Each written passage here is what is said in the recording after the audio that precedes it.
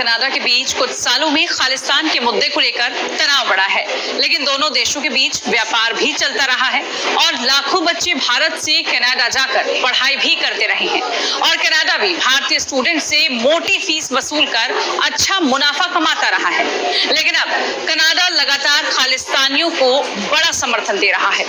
ये वही खालिस्तानी है जो पंजाब को भारत से अलग करने के सपने देखते हैं। ये वही खालिस्तानी है जो खाते हिंदुस्तान का है, पासपोर्ट भी भारत का रखते हैं, लेकिन पाकिस्तान और कनाडा जैसे मुल्कों की नापाक साजिश में फंसकर कुछ भारतीयों का ऐसा ब्रेन वॉश किया गया है जिसका नतीजा अब ये हुआ कि भारत सरकार ने कनाडा को कई बार खालिस्तानी मुद्दे पर कड़ी फटकार लगाई है कि कनाडा को भारत के खिलाफ रची जा रही साजिशों को रोकना होगा।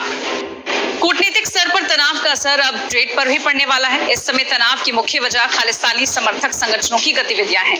भारत का कहना है कि कनाडा सरकार खालिस्तानियों पर नकेल कसने में नाकाम रही है। हालांकि तनाव और बयानबाजी के बीच भारत में आयोजित G20 सम्मेलन में भाग लेने के लिए कनाडा के प्रधानमंत्री जस्टिन ट्रूडो भारत पहुंचे थे। सम्मेलन में भाग लेने के 2 दिन बाद तक ट्रूडो भारत में ही रुके रहे क्योंकि उनका निजी विमान खराब हो गया था। इस वजह से भी ट्रूडो की खूब किरकिरी हुई थी।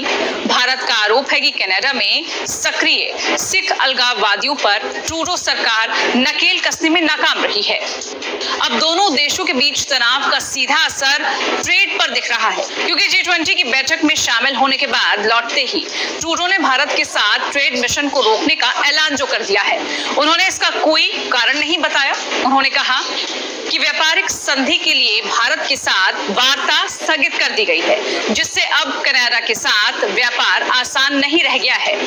वैसे भारत और कनाडा के बीच आयात और निर्यात करीब करीब बराबर है। साल 2022 में भारत कनाडा का 10वां बड़ा ट्रेडिंग पार्टनर रहा था। साल 2022 से 23 में भारत ने कनाडा को 4.10 अरब डॉलर का सामान निर्यात किया था, जबकि कनाडा ने भारत को साल 2022-23 में 4.05 अरब डॉलर का सामान निर्यात किया। इससे 1 साल पहले यानी कि साल 2021-22 में भारत ने कनाडा को 3.76 अरब डॉलर का निर्यात किया था।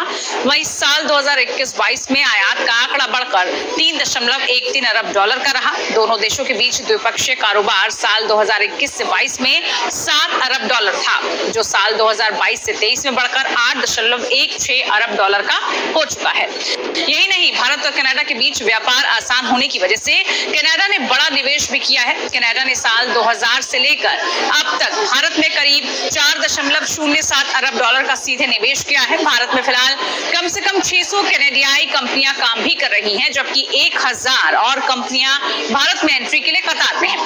अगर भारत की बात करें तो भारतीय IT कंपनियों का कनाडा में बड़ा कारोबार है। इसके अलावा सॉफ्टवेयर, नेचुरल रिसोर्सेज और बैंकिंग सेक्टर में भारतीय कंपनियां सक्रिय हैं।